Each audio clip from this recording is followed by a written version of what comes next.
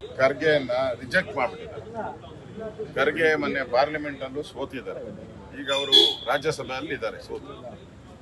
ಅವ್ರಿಗೆ ಒಂದು ರೀತಿ ಅಧಿಕಾರದ ಆಸೆ ಇತ್ತು, ಏನೋ ಆಗೋಗ್ಬೇಕು, ಕರ್ನಾಟಕಕ್ಕೆ ಬಂದು ನಾನು ಮುಖ್ಯಮಂತ್ರಿ ಆಗಬೇಕು ಅಂತೇಳಿ ಹೋಗಿರೋದು.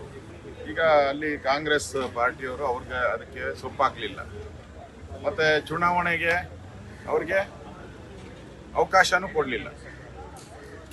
ಏನೋ ಮಂತ್ರಿ ಆಗಬೇಕು ಅಂತ ಭಾಳ ಆಸೆ ಇತ್ತು, ಅದು ಆಗಲಿಲ್ಲ. ಈಗ ಒಂಥರ ಭ್ರಮನಿರಸನ ಆಗ್ಬಿಟ್ಟಿದೆ ಅವ್ರಿಗೆ. ಅರಳು ಮರಳು ಅನ್ನೋ ರೀತಿ ಇವತ್ತು ದೇಶವನ್ನು ಕಾಯ್ತಾ ಇರ್ತಕ್ಕಂಥ ಪಾಕಿಸ್ತಾನದ ವಿರುದ್ಧ ಹೋರಾಟ, ಭಯೋತ್ಪಾದನೆ ವಿರುದ್ಧ ಹೋರಾಟ ಮಾಡ್ತಾ ಇರ್ತಕ್ಕಂಥ ಈ ದೇಶದ 140 ಕೋಟಿ ಜನ ಮೆಚ್ಚಿರುವಂಥ ಪ್ರಧಾನಿ ವಿರುದ್ಧವಾಗಿ ಭಯೋತ್ಪಾದಕ ಪದವನ್ನು ಬಳಕೆ ಮಾಡೋ ಮುಖಾಂತರ ಕಾಂಗ್ರೆಸ್ ತನ್ನ ಸಂಸ್ಕೃತಿಯನ್ನು ತೋರಿಸ್ತಾ ಇದೆ. ಅವರ ಕೀಳು ಮಟ್ಟದ ಸಂಸ್ಕೃತಿ. ಒಂದು ಕಡೆ ರಾಹುಲ್ ಗಾಂಧಿ ಈಗಾಗಲೇ ಹಲವಾರು ಕೇಸ್ಗಳನ್ನು ಫೇಸ್ ಮಾಡ್ತಾ ಇದ್ದಾರೆ. ಈ ರೀತಿ ಹೇಳಿಕೆಗಳನ್ನು ಕೊಟ್ಟು ಫೇಸ್ ಮಾಡ್ತಾ ಇದ್ದಾರೆ. ನಾಳೆನೂ ಕೂಡ ಒಂದು ಜಡ್ಜ್ಮೆಂಟ್ ಇದೆ ಮಾನನಷ್ಟ ಮೊಕದ್ದಮದ ಮೇಲೆ ಅವ್ರಿಗೆ ಅಂದರೆ ಇಡೀ ಅವ್ರ ಪಾರ್ಟಿನೇ ಒಂದು ರೀತಿ ಮೂಲೆ ಗುಂಪಾಗ್ಬಿಟ್ಟಿದೆ. ಆ ಮೂಲೆ ಗುಂಪಾಗಿರೋದ್ರಿಂದ ಈ ಥರ ಹೇಳಿಕೆಗಳನ್ನು ಕೊಟ್ಟು ಇನ್ನಷ್ಟು ರಾಜ್ಯದ ಜನ ಅವ್ರಿಗೆ ಚೀಮಾರಿ ಹಾಕೋ ರೀತಿ, ದೇಶದ ಜನ ಚೀಮಾರಿ ಹಾಕೋ ರೀತಿ ಅವ್ರ ನಡವಳಿಕೆ ನಡೀತಾ ಇದೆ.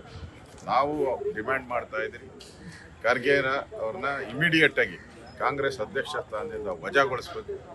ಅವ್ರು ಮಾಡಿರೋ ತಪ್ಪಿಗೆ ಕ್ಷಮಾಪಣೆ, ದೇಶದ ಮುಂದೆ ನಿಂತು ಕ್ಷಮಾಪಣೆಯನ್ನು ಕೇಳಬೇಕು. ಯಾರು ಭಯೋತ್ಪಾದಕರ ವಿರುದ್ಧವಾಗಿ ನಿರಂತರವಾಗಿ ಹೋರಾಟ ಮಾಡ್ತಾ ಇರುವಂಥ ಮೋದಿಗೆ ನೀವು ಆ ರೀತಿಯಾದಂಥ ಹೇಳಿಕೆಯನ್ನು ಕೊಡೋದು, ಈಗ ಅದಕ್ಕೆ ಸಮಜಾಯಿಷಿ ಕೊಡ್ತಾರೆ. ನಾನೇನೋ ಬೇರೆ ಥರ ಹೇಳಿದೆ ಅಂತ. ಅವೆಲ್ಲ ನಡೆಯಲ್ಲ. ಅವೆಲ್ಲ ಎಲೆಕ್ಟ್ರಾನಿಕ್ ಮೀಡಿಯಾದಲ್ಲಿ ಕ್ಯಾಚ್ ಔಟ್ ಇದೆ. ಎಲೆಕ್ಟ್ರಾನಿಕ್ ಮೀಡಿಯಾದಲ್ಲಿ ಸತ್ಯ ಏನಿದೆ ಅದು ಬಂದ್ಬಿಟ್ಟಿದೆ. ಈಗ ಅದು ಹಂಗೆ ಹೇಳಿದೆ, ಹಿಂಗೆ ತಿರುಚಿದ್ರು ಅಂದರೆ ತಿರುಚಿರೋರು ನೀವು, ಮಾಧ್ಯಮದವರೆಲ್ಲ ತಿರುಚಿಬಿಟ್ಟವ್ರೆ ಅಂತಾರೆ. ಸ್ವಾಮಿ, ನೀವು ತಿರ್ಚಿರೋದು, ಮಾಧ್ಯಮದವರೆಲ್ಲ ತಿರ್ಚಿರೋದು. ನೀವು ತಿರ್ಚಿ ಮಾಧ್ಯಮದ ಮೇಲೆ ಗೂಬೆ ಕೂಸುವಂತ ಕೆಲಸ ಮಾಡ್ತಾ ಇದ್ದೀರಾ. ಇನ್ನಾದರೂ ಕಾಂಗ್ರೆಸ್ಗೆ ಮಾನ ಮರ್ಯಾದೆ ಇದ್ರೆ ವಜಾ ಮಾಡಲಿ ಅವರು.